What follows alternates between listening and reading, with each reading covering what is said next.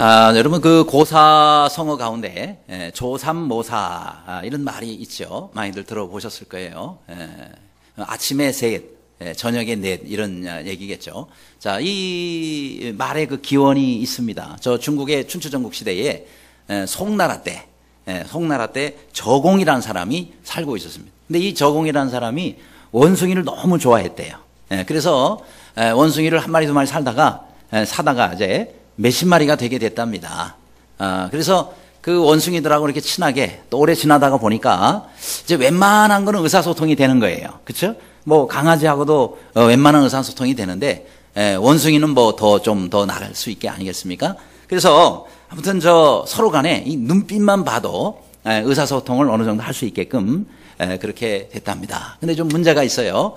왜냐하면 뭐 먹고 살기가 그렇게 여유가 없는데 처음에는 뭐 가족들이 좀 이렇게 먹는 걸 좀 줄여서 그래서 이제 원숭이들을 좀 먹여 살리고 했는데 나중에는 뭐 생활도 어려워지고 그러니까 점점점 양쪽 다 먹을 게 없어졌어요.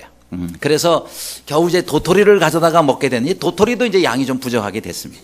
그래서 이제 저공이 생각에다가 아무래도 안 되겠다. 그래서 원숭이들에게 이렇게 얘기를 해야 되겠다고 생각했어요. 먹이를 좀 줄이겠다 이렇게 얘기를 하는데 말을 이제 잘해야지 잘못하면 원숭이들의 원성을 사니까요. 그래서 이렇게 얘기했습니다. 이제부터 너희에게 도토리는 아침에 3개, 저녁에 4개를 주려고 하는데 어떠냐 이렇게 이제 물었어요. 그랬더니 원숭이들이 아니 저녁보다 아침이 하나가 적으면 우리 배고파서 못 산다고. 그래서 막 이제 아우성을 치더래요. 그러니까 이제 저공이 잠시 해서 그러면 내가 이렇게 할게. 그러면은 아침에는 4개를 줄게. 4개를 주는데 저녁은 3개로 하자. 그렇게 하면 저녁보다 아침에 하나가 더 많잖아. 그러니까 원숭이들이 참 좋다고. 그래가지고는 너무 좋다고 박수치고 그러더라는 거예요. 근데 사실 그게 그거 아닙니까? 그렇죠? 아니 아침에 3개 주고 저녁에 4개 주나? 아침에 4개 주고 저녁에 3개 주나? 사실 똑같은 건데 원숭이들은 아침을 먼저 생각한 거예요. 그래서 아침에 3개 준다 그러다가 4개를 준다 그러니까 이들은 사실 저녁을 생각하지 못하고 아침만 생각하고 좋다고 한 겁니다. 자, 그거를 우리가 조삼모사다. 이게 무슨 얘기냐면은 사실은 눈앞에 보이는 것만 생각하고 다음 거 멀리 있는 거는 생각하지 못하는 그런 자세를 또 조삼모사다 이렇게 얘기를 해요. 근데 가만히 생각해 보면 영적으로도 이게 적용이 될 수 있을 것 같아요. 왜 그러냐면 우리가 지금 내가 당장 먹고 사는 거 땅에 있는 것만 우리가 생각하고 우리가 하늘의 일을 생각하지 않으면은 영적인 조삼모사에 빠지는 겁니다. 그러니까 우리 땅에서도 잘 살면 좋겠어요. 아멘. 그러나 더 중요한 거는 우리가 영혼을 살 하늘에서의 삶입니다. 그런데 사람들은 땅의 유익, 땅의 이익만 생각하고 하늘의 보화, 하늘의 영광스러운 거, 더 영원하고 가치 있는 거 이런 것들은 생각하고 관심을 갖지 않고 사는 거 우리는 똑같다 이 말이에요. 자칫 잘못하면 우리도 이런 영적인 조삼모사에 빠질 수 있다. 근데 오늘 이 본문에 나온 솔로몬이 바로 이랬습니다. 솔로몬은 참 땅에 있는 거 좋은 거 많이 가졌어요. 그래서 뭐 왕이라는 절대 권력 가졌죠. 그 다음에 지혜가 또 얼마나 많았어요. 뿐만 아니라 재산과 부가 어마어마하게 많았던 사람입니다. 그야말로 사람들이 정말 부러워하는 거. 야, 정말 저 사람 복 받은 사람이야. 뭐 이런 것들은 솔로몬하고 비교가 안 되는 거예요. 그러니까 남들이 부러워하는 거를 다 가졌던 것이 바로 이 솔로몬입니다. 그런데 이 솔로몬이 왜 실패한 왕이 됐느냐 하는 거예요. 왜 이렇게 남들이 부러워하는 거 다 가졌던 솔로몬 왕이 결국 하나님 앞에 실패한 왕이 됐느냐? 바로 자신의 눈앞에 있는 것만 생각하고 더 중요하고 영광스러운 것들을 생각하지 못하고 준비하지 못하기 때문에 그렇다 하는 겁니다. 그렇다면 하나님께서 왜 이 솔로몬에게, 그 사랑하시던 솔로몬에게 왜 하나님께서는 대적들을 일으키셔서 이 솔로몬 왕을 괴롭히고 이스라엘을 망하게 했느냐 하는 겁니다. 그것은요, 솔로몬 왕이 마음이 하나님께로부터 돌아섰기 때문에 그렇다. 마음이 돌아섰기 때문에. 우리가 앞에 11장 앞부분, 11장 우리가 14절부터 읽었잖아요. 그 앞부분에 보면은 이 솔로몬 왕이 마음이 돌아섰다, 마음을 돌렸다는 표현이 4번이나 나옵니다. 4번이나. 그러면서 그 원리 나와요. 11장 3절에 보면은 후궁 700명, 그 다음에 첩이 300명, 합해서 1000명의 아내가 있단 말이에요. 그들이 왕의 마음을 돌아서게 만들었다라고 말씀하고 있습니다. 그래서 11장 9절에 어떻게 됐어요? 솔로몬이 마음을 돌려 이스라엘 하나님 여호와를 떠남으로 그랬습니다. 결국 그들이 왕의 마음을 돌아서게 해서 하나님을 떠나게 만들었다. 이것이 바로 하나님께서 솔로몬 왕을 버리신 이유가 됐다는 거예요. 물론 이렇게 하지 말라고 여러 번 하나님께서 나타나셔서 경고를 하셨습니다. 근데 그 경고를 귀로 자세히 듣지를 않았단 말이죠. 특별히 신명기 17장에 보면 일찍이 하나님께서 이스라엘 왕이 되는 자는 세 가지를 많이 가지고 있으면 안 된다. 세 가지를 많이 가지려고 하지 말아라. 그렇게 얘기를 하셨어요. 그게 뭐냐? 첫째, 말을 많이 두지 말라. 그러니까 말을 많이 두어가지고 국방력을 키운다든지, 그 다음에 이제 두 번째, 아내를 많이 둔다든지, 그 다음에 세 번째, 은금, 재물을 많게 한다든지, 이거 다 중요한 것들이고 좋은 것들이라고 볼 수 있지만, 하나님 그렇게 하지 말라 그랬어요. 왜냐하면 그런 것들이 많을수록 하나님과 멀어지고 또 마음이 하나님께로부터 돌아설 수 있기 때문에, 그래서 하나님은 그런 것들을 많이 하지 말라라고 말씀하셨는데, 불행히도 이 솔로몬은 이 세 가지를 다 많게 했다는 거예요. 그래서 실패하게 됩니다. 자, 그러면 우리는 이 솔로몬의 실패를 통해서 무엇을 배울 수 있느냐 하는 겁니다. 첫째로 하나님과의 관계를 최우선으로 하자라는 겁니다. 따라 하시기 바랍니다. 하나님과의 관계를 최우선으로 하자. 그렇게 하시기 바랍니다. 14절에 여호와께서 에돔 사람 하닷을 일으켜 솔로몬의 대적이 되게 하시니 그는 왕의 자손으로서 에돔에 거하였더라. 자, 여기 보니까 하나님께서 하닷이라는 사람을 일으켜서 솔로몬의 대적을 삼으셨다 이 말입니다. 그래서 이 평화의 왕 솔로몬이 그가 훗날 많은 고생을 하고 어려움을 당하는 내용을 봅니다. 아무리 잘 살고 또 아무리 좋은 것들을 많이 누렸던 솔로몬이랄지라도 그의 나중은 심각한 어려움들에 처하게 됐다. 그 어려움의 원인이 뭐예요? 하나님이 어렵게 하셨다는 거예요. 하나님이 어렵게 하셨다.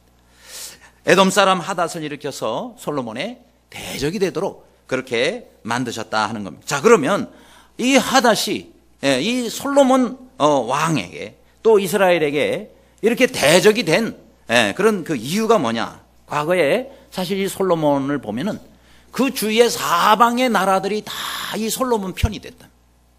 다 화친을 맺고 또 솔로몬 왕을 징수하고 관계가 참 좋았어요. 사방의 나라가 다 솔로몬 편이었어요. 근데 지금은 다 대적들이 되고 있습니다. 왜요? 하나님과 관계가 멀어졌기 때문에. 이 솔로몬 왕이 하나님과 관계에 금이 갔기 때문에, 그래서 솔로몬 주위에 있는 나라들과도 하나님께서 다 금이 가도록 만드셨다 하는 겁니다. 그리고 뭐가 우선순위예요? 하나님과의 관계가 우선순위입니다. 이웃 나라와 잘 지내는 거 참 좋습니다. 그러나 하나님과의 관계가 먼저 우선이란 말이죠. 하나님과 관계가 좋을 때는 이웃 나라가 다 솔로몬과 관계가 좋았어요. 그러나 하나님과 관계가 멀어지니까 이웃 나라가 다 솔로몬과 멀어지게 됐다. 이게 하나님의 역사다 하는 겁니다. 친구인 나라가 적이 됐고요, 화친을 맺었던 나라가 적이 됐다, 대적이 됐다는 거예요. 그래서 우리는 하나님과의 관계가 이 세상의 모든 관계 가운데 가장 중요한 관계라는 사실입니다. 따라 하시기 바랍니다. 하나님과의 관계가 가장 중요한 관계다. 믿으시기 바랍니다. 그렇습니다. 그래서 우리가 모든 관계 가운데 하나님과의 관계를 최우선으로 삼아야 되는 거예요. 여러분, 사람과의 관계가 아무리 좋다 할지라도요, 하나님과의 관계가 나쁘면, 하나님과의 관계가 온전치 못하면 그 좋은 관계가 다 소용이 없습니다. 그러나 사람과의 관계가 좀 부족하더라도요, 하나님과의 관계를 돈독하게 두고 하나님과의 관계가 이상이 없도록 해두면 우리 주위의 원수들이라도 대적들이라도 다 나의 친구가 되도록 만들어요. 나와 화목하도록 하나님이 만들어 주신다는 겁니다. 그래서 잠언 16장 7절에도 사람의 행위가 여호와를 기쁘시게 하면 그 사람의 원수라도 그와 더불어 화목하게 하시느니라, 이렇게 말씀했어요. 믿으시기 바랍니다. 그렇습니다. 우리 하나님은요, 우리가 제일 먼저 하나님을 기쁘시게 해드리면 나머지의 모든 관계는 하나님께서 다 책임져 주시고 하나님께서 다 풀어주시고 만들어주신다는 거예요. 그래서 무엇보다도 하나님을 기쁘시게 해드리는 우리의 매일의 삶이 되시기를 간절히 바랍니다. 두 번째로 이 솔로몬의 실패를 통해서 배울 수 있는 것은 복수하지 말고 축복하자 하는 겁니다. 따라합시다. 복수하지 말고 축복하자. 예, 여기 15절에 보면 전에 다윗이 에돔에 있을 때에 군대 지휘관 요압에 가서 죽임을 당한 자들을 장사하고 에돔의 남자를 다 쳐서 죽였는데 그랬어요. 자, 그 배경이 나오는 겁니다. 이스라엘 백성들이 왜 하닷으로 인하여서 이런 어려움을 계속 당하게 되는지 그 이유가 여기 나옵니다. 우선 이 하닷이라는 사람, 원래 다윗이 에돔에 있을 때 그 요압을 통해서 그 에돔을 치라 그랬어요. 저들이 이제 항복을 했어요. 자, 그랬으면 그것으로 끝내고 그리고 이제 뭐 종속 관계를 만들든 이렇게 하면 되는데 이 다윗의 백성들 일부가 그들로 인해서 군인들이 죽은 것으로 인해서 복수하는 차원으로 말이죠. 그 에돔에 있는 모든 남자들을 6개월 동안 머물면서 이 요압이라는 사람, 요압이라는 장군이 아주 잔인하게 학살을 자행한 거예요. 여러분, 아무리 원수라도요, 하나님께서는 학살하고 이런 방법으로 사람을 몰살시키는 것을 하나님 기뻐하지 않습니다. 그런데 그 당시에 이스라엘이 그렇게 했어요. 그러니까 이것으로 인해서 어떤 일이 생겨요? 두고두고 이 에돔과 원수지간이 돼가지고 이 이스라엘이 계속해서 에돔로 인해서 고통을 받게 됐다 하는 겁니다. 그러니까 지금 이 솔로몬 당시에 이런 어려움을 당했을 뿐만이 아니고요, 그 다음에도 이스라엘이 포로로 잡혀갔다 다시 돌아와요. 그래가지고 이 오바댜 그 선지자 시절에도 예루살렘이 나중에 파멸되면서 에돔 사람들 때문에 파멸되고 에돔 사람들에게 가장 잔인한 보복을 받는 그런 어려움을 당하게 됩니다. 그게 바로 이 피해 복수가 불러온 것이란 말이에요. 원래 이 하닷이라는 사람 그때 잔인하게 학살할 때에 피신을 했단 말이에요. 애굽으로. 거기서 나중에 이 사람이 성공해가지고 그리고 돌아와서 칼을 가른 거예요. 그래서 나중에 에돔으로 인해서 이스라엘이 이런 고통과 어려움을 당하게 되었다 하는 겁니다. 그래서 성경의 가르침은 여러분 원수를 갚지 말라는 거예요. 신약의 예수님도 말씀하십니다. 마태복음 5장에서 원수를 사랑하며 그랬습니다. 원수를 사랑하며 너희를 핍박하는 자를 위하여 기도하라 라고 이렇게 말씀합니다. 하나님의 말씀일 때는 아멘 하시기 바랍니다. 여러분이 아이고 내가 어떻게 원수를 사랑할 수가 있겠냐고, 아이고 내가 정말 그 사람 내가 핍박하지 않은 것만 해도 감사한 거 아니겠어요? 아니에요. 한 단계 더 나아가서 너희를 핍박하는 자를 위해서 기도하라, 축복하며 기도하라 이렇게 말씀하십니다. 그래서 여러분, 우리가 원수를 갚으려고 하지 말고 하나님의 말씀대로 우리는 사랑할 수 있도록 힘써야 돼요. 물론 저절로 절대 되지가 않습니다. 내 감정으로 절대 이게 되지를 않아요. 그러나 내 감정대로 살면 안 됩니다. 말씀대로 사시기를 바랍니다. 힘들어도 우리가 그렇게 해야 돼요. 여러분, 우리가 성경 중에 가장 정말 실천하기 어려운 것 중에 하나가 바로 이 원수를 사랑하라는 말씀 아니겠어요? 그런데 잠언 25장이 이렇게 말씀하는 거예요. 원수가 즐겨도 먹이고 원수가 목마르면 마시우라. 그렇게 함으로 인하여 원수의 머리에다가 숯불을 쌓는 것이라 라고 말씀했어요. 그러면서 여호와께서는 내게 상을 주시리라고 말씀합니다. 따라합시다. 여호와께서는 내게 상을 주시리라. 자, 우리가 무엇을 통해서 상을 받느냐? 여러 가지를 통해서 상을 받을 수 있지만 내가 원수의 머리에다가 숯불을 쌓음으로 인하여 하나님께서 내게 상을 주신다는 거예요. 근데 이 부분이 좀 어려워요. 아니, 원수의 머리에다가 숯불을 쌓는다는 게 도대체 무슨 말이냐? 원수가 이렇게 오면은 그 머리에다가 집게로 불이 저렇게 뻘겋게 다는 숯을 갖다가 그 머리에다가 하나하나씩 올려주라 이 말이냐? 그 가만히 있을 사람이 어디 있겠어요? 그 말이 아니고 이게 배경을 알면은 좀 이해가 되는 거예요. 자, 이게 무슨 말이냐면 옛날에 우리나라도 그랬지만 이스라엘 나라도 성냥이나 라이터가 옛날에는 없었죠. 당연히 없었어요.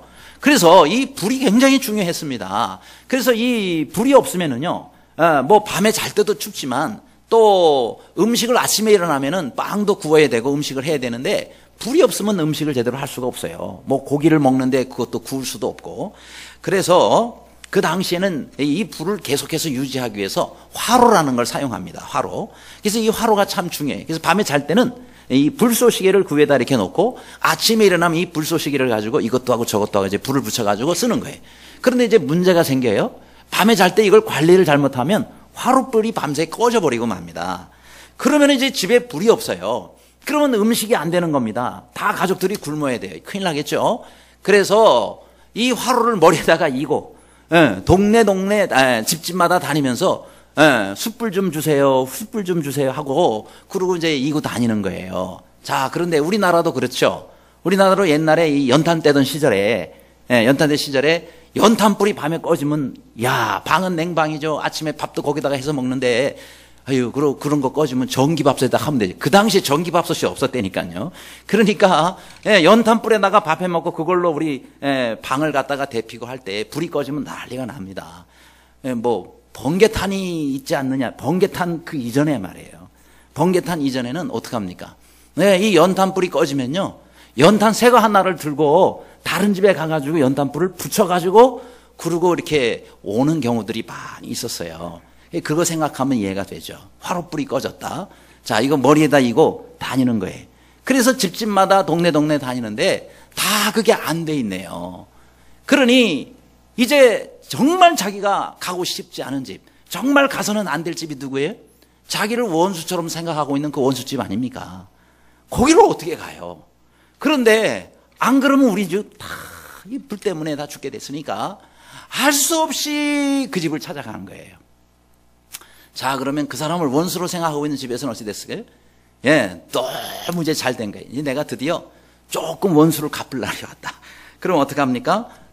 불씨 얻으려고 오면은 없어요, 우리 집도. 하면서 그냥 돌려보낼 수 있지요. 근데 하나님 뭐라 그래요? 그렇게 하지 말라 하는 거예요. 원수의 머리에 익어온 그 화로에다가 네 숯불을 갖다가 쌓아줘라, 이 말이에요. 그러면 그 사람이 그거 가지고 집에 가서 불을 다시 피워가지고 가족끼리 먹고 산다, 이 말이에요. 여러분, 원수라면 그렇게 해주고 싶지 않죠. 그러나 하나님 뭐라 그래요? 그렇게 하라라고 말씀하시는 거예요. 순종하실 수 있기를 바랍니다. 왜요?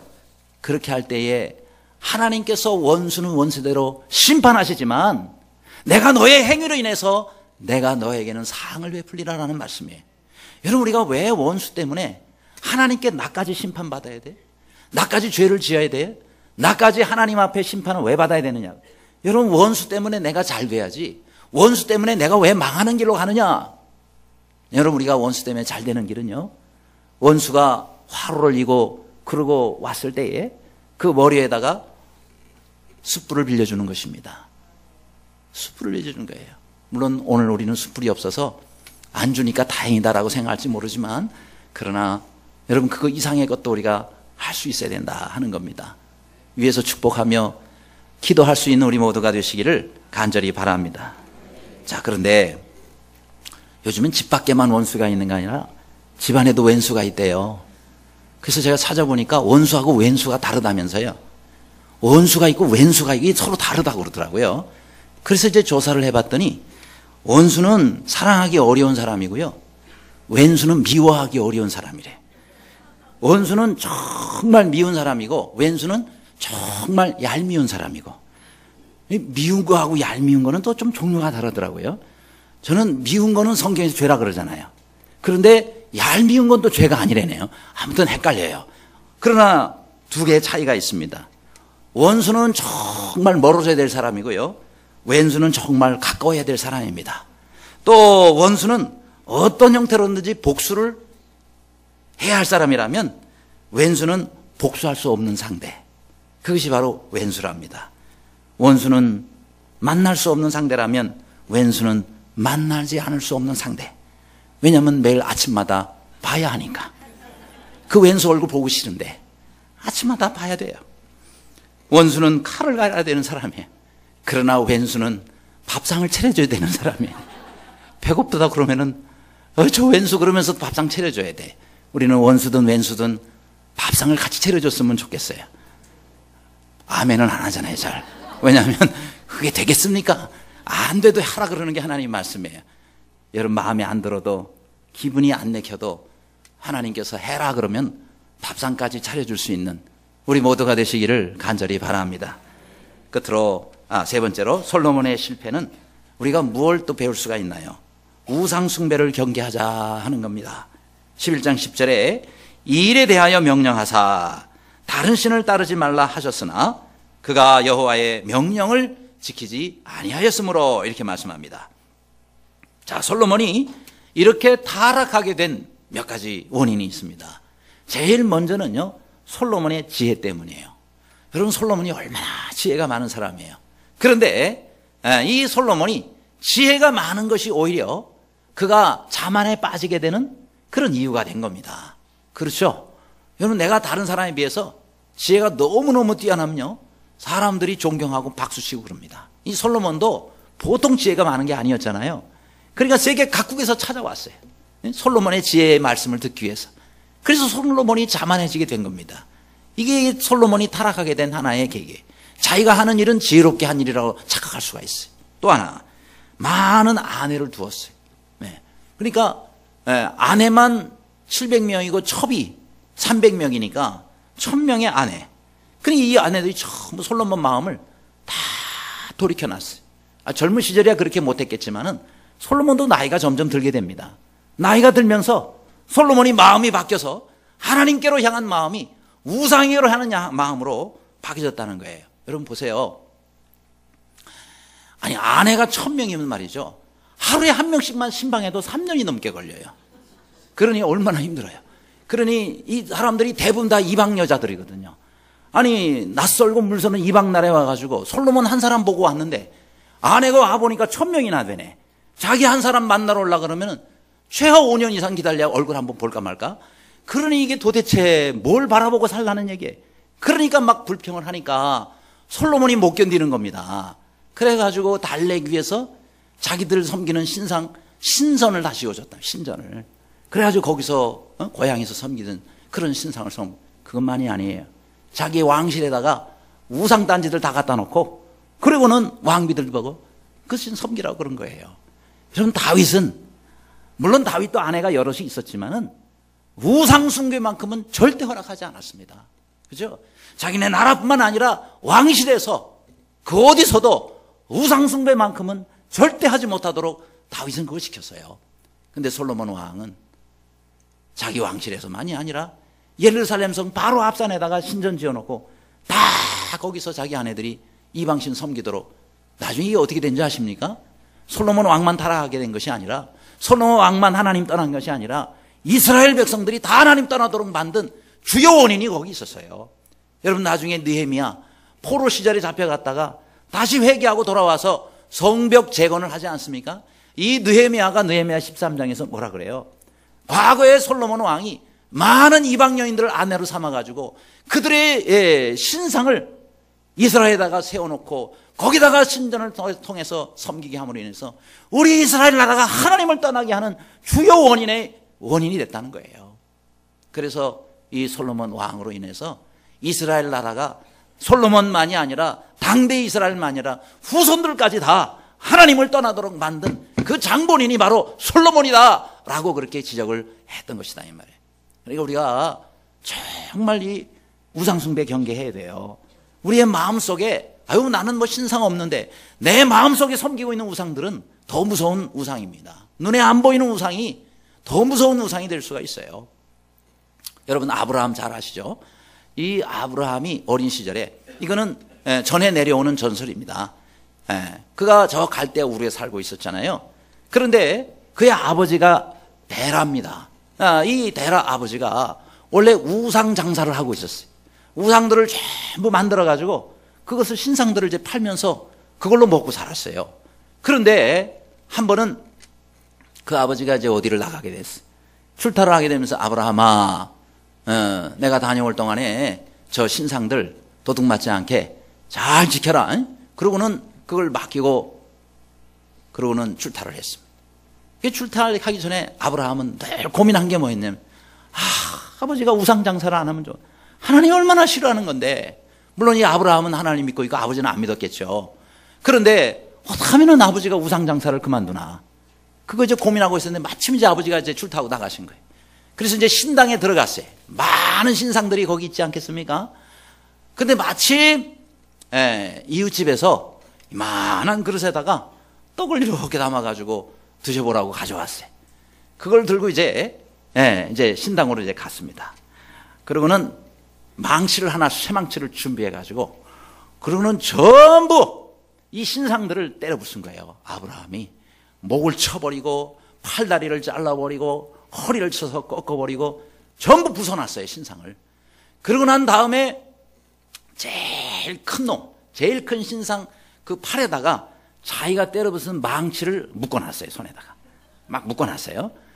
그러고는 그 앞에다가 떡을 이렇게 차려놓고는, 그러고는 자기 이렇게 있는 숙소로 갔습니다. 아버지가 돌아와서 신상 차린다고 보니까 막 다 부서졌거든요. 야, 아브라함아, 이게 어떻게 된 거냐? 너 이리 와봐. 이거 어떻게 된 거야?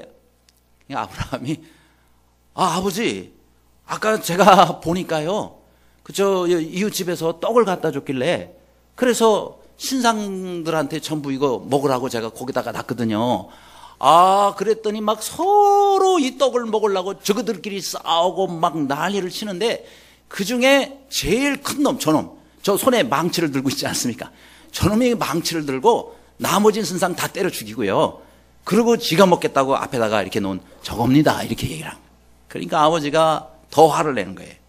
야, 이놈아, 사람이 만들어 온 흙덩이가 어떻게 다른 신상을 때려 부수고 떡을 먹는단 말이냐? 라고 얘기를 합니다. 아브라함이 그때 얘기를 한 겁니다. 맞습니다, 아버지. 어떻게 사람이 만들어 놓은 흙덩어리가 다른 사람에게 생명을 연장시켜주고, 또 병든 사람 병을 고쳐주고, 어떻게 복을 받는다고 아버지가 속이고 그 사람들에게 이 신상을 팔 수가 있겠습니까? 아버지, 이제 이런 일 그만두세요. 아버지가 할 말이 없는 거예요. 자기 입으로 얘기를 했잖아요. 어떻게 사람 손으로 만든 흙덩어리가 어떻게 다른 것을 때려 부수고 그거 먹겠다고 할 수가 있겠느냐? 할 수 없는 거예요. 단 한 걸음을 뗄 수가 없고요. 뭔 복을 주고, 뭔 병을 고쳐주고, 뭔 생명을 연장시켜 주느냐는. 거기서 이 아버지가 그거 깨닫고요. 그리고 아브라함을 따라서 저 하란으로 그렇게 다 그만두고 이전을 하게 됐다는 것입니다.